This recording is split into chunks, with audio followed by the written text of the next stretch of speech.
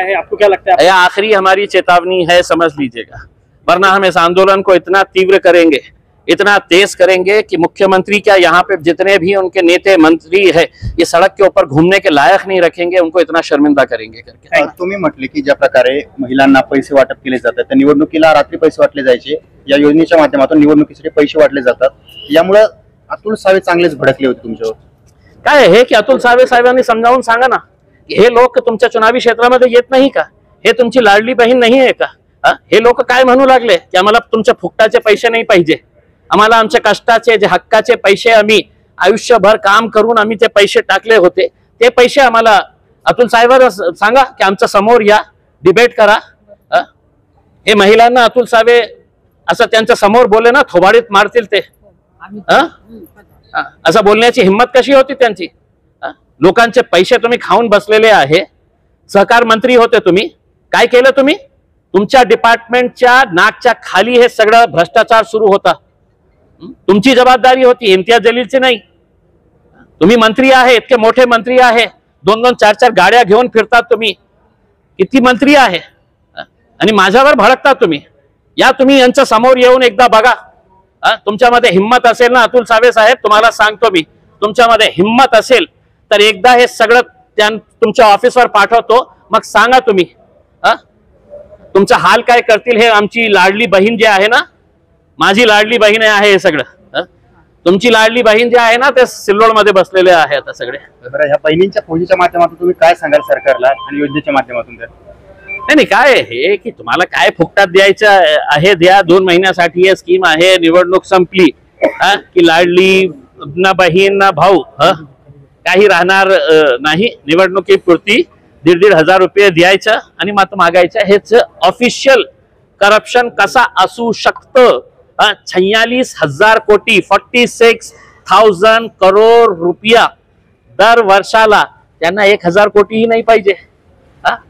100 कोटी रुपये दिले तर त्यांचं सगळं काम सुरळीत होतं या ठेवीदारांचा। लाडकी बहीण तो लाडके वोटर म्हणून पैसे देतात, त्यांच्या कहीं पे निगाहें कहीं पे निशाना, 1,500 रुपये डालना और धीरे से बोलना हमको वोट करना, बस यही मामला है। तुमच्या दृष्टीने या योजनेला काय नाव असायला हवं? या योजनेला काय नाव असायला हवं? काय त्यांना काय नाव द्यायचं आहे? सगळं भामट्यांचं बाजार आहे। तुमच्या लाडक्या बहिणीच्या आंदोलनाला पण आता 10 महिने झाले जातात, तरी हातात काही नाहीये, अजून कसं तुम्ही पुढे तीव्र आंदोलन करू? आता सोमवारी बघू, सोमवारी त्यांनी सांगितलेलं की कमीत कमी 10,000 रुपये वाटायला सुरुवात करा। मंगळवारी हे तो मीटिंग घेणार आहे, सगळं शहरातले जिथले आपले अधिकारी आहे, प्रमुख अधिकारी आदर्शा संदर्भात मीटिंग घेणार आहे, त्या मीटिंग मध्ये आम्हालाही बोलवा, तुमची काय हे असणार आहे। नाहीतर बघा आता तुमची आमची लाडली बहीण तुमच्या लाडली बहीणपेक्षा किती मोठी आणि ताकदवर आहे हे आम्ही दाखवून देऊ। सोमवारनंतर आंदोलनात तुमची तीव्रता दिसून येईल, मंगळवार। Thank you sir. आता पुढे येऊ नका, आवाज नका सर। आज मुख्यमंत्र्यांची भेट झाली, आदर्श प्रकरणी काय चर्चा झाली आणि रिएक्शन काय हे की मुख्यमंत्री साहेबांना मी सविस्तर सांगितलं की हे प्रकरण काय आहे आणि याच्यामध्ये लोकांना जे पैसे पाहिजे, आम्ही मुख्यमंत्री साहेबांना हे सांगितलं की जे प्रॉपर्टी ते ऑक्शन करत आहे आणि त्याचा पैसा जे मिळत आहे त्या पैशातून ते आपल्या सॅलरी वर खर्च करत आहे, लाईट बिल वर खर्च करत आहे, झेरॉक्स वर खर्च करत आहे। अशा बघितलं तर 2.5 कोटी रुपये त्यांना प्रॉपर्टी ऑक्शन करून मिळाले होते आणि 1 कोटी रुपये त्यांनी खर्च केले त्याच्यामध्ये, ते ऍडमिनिस्ट्रेटिव्ह एक्सपेन्सेस। मग हे लोकांचे पैसे जाणार कुठे? मग मुख्यमंत्री साहेबांनी सांगितलं की जे पैसा मिळते आपल्याला ते 1-1 रुपया जे आहे ते पहिले जे आहे ते यांना ठेवीदारांना द्यायला पाहिजे। आता त्यांनी विचारलं की किती पैसे आहे, तर त्यांचं म्हणणं होतं DDRचा की 2.5 ते 3 कोटी रुपये आहे। मग सोमवार पासून त्यांनी तर उद्या म्हटले होते की उद्यापासून जे जे ठेवीदार आहे त्यांना किती पैसे म्हणजे 10,000 रुपयेही देता येतात तर ते सुरुवात करा। मग DDRने सांगितलं की उद्या शक्य नाही आहे, आम्ही सोमवार पासून करू। तर आम्ही सोमवारपर्यंत वाट बघू की कशा प्रकारे हे चाललेलं आहे। मग या सगळ्या प्रकरणामध्ये जे फायनान्शियल स्कॅम जेव्हा होतो तर ते एक फॉरेन्सिक ऑडिट बंधनकारक असतं, ते फॉरेन्सिक ऑडिटचा प्रपोजल EOW कडे जाऊन 10 महिने झालेले आहे आणि 10 महिन्यापासून ते त्या फाईलवर बसलेले आहे. ते सँक्शन देत नाही. का देत नाही?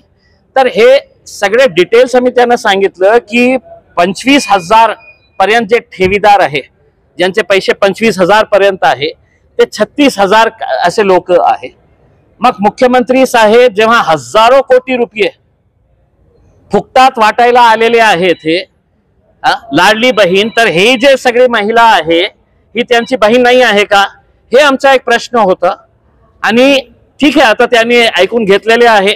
CP साहेबांनी आश्वासन दिले, कलेक्टर साहेब, डिव्हिजनल कमिशनर साहेब सगळ्यांनी आश्वासन दिले की आपण 6 तारखेला कलेक्टर ऑफिसमध्ये किंवा डिव्हिजनल कमिशनर ऑफिसमध्ये एक मोठी मीटिंग लावू आणि याच्या संदर्भात जे रिकव्हरी करायची आहे ते रिकव्हरी लवकरात लवकर कशा होती. आणि समजा रिकव्हरी 1 कोटी रुपयाची आली तर आमची मागणी हे आहे की दुसरा किंवा तिसऱ्या दिवसापासून ते पैसे तुरंत वाटायला सुरुवात करायला पाहिजे.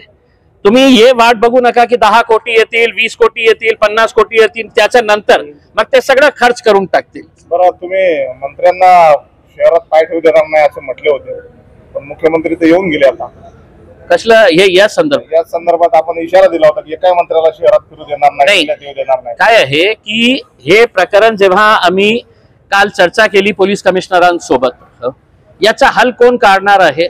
तर मुख्यमंत्री साहेब काढणार आहे. तर आम्ही मुख्यमंत्री साहेबांना एक समजा लास्ट वॉर्निंग आम्ही दिलेली आहे की आता आमचा संयम ही तुटलेला आहे, जे ठेवीदार आहे त्यांचाही संयम तुटलेला आहे. आता याच्यावर काही ठोस कारवाई झाली नाही तर नक्की आमचं आंदोलन कशा प्रकारे तीव्र करता येते. म्हणजे दुर्दैव हेच म्हणावं लागेल की मुख्यमंत्र्यांसोबत जे नेते उभे होते ते सगळे या जिल्ह्यातले आहे, सगळे मंत्री आहे. अतुल सावे साहेब सहकार मंत्री होते, अब्दुल सत्तार साहेब माझ्या जिल्ह्याचे पालकमंत्री आहे, प्रदीप जयस्वाल साहेब तिथे होते. म्हणजे इतके मंत्री आणि मोठे मोठे नेते असून सुद्धा हे गोरगरीब लोकांच्या बाबतीत कोणी विचार करत नाही. आणि तिथे तुम्ही 1 लाख महिलांना इकट्ठा केलेले आहे की हे सगळे माझे लाडली बहीण आहे. 2.5 कोटी 3 कोटी रुपयाचा स्टेज लावलेले आहे तुम्ही. त्या पैशातून हे लोकांना द्यायला पाहिजे होतं ना पैसे. तुम्हाला फक्त आपलं राजनीतिकसाठी हे सगळं कार्यक्रम करायचे आहे.